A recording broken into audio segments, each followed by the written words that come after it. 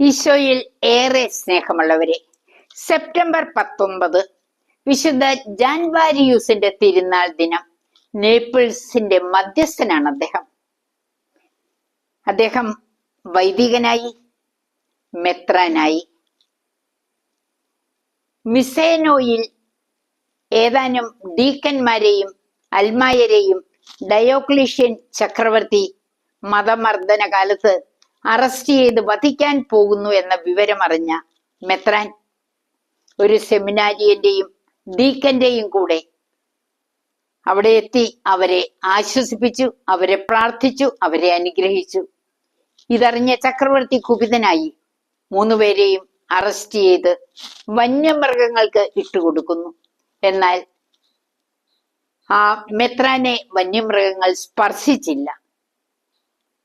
ഉടനെ ശിരച്ഛേദനം നടത്താൻ ആജ്ഞ നൽകി.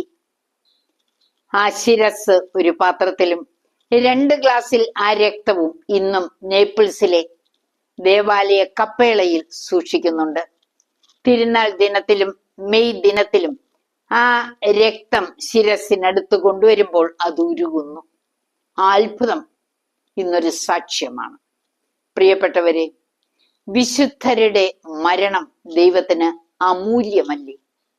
നമുക്ക് പ്രാർത്ഥിക്കാം.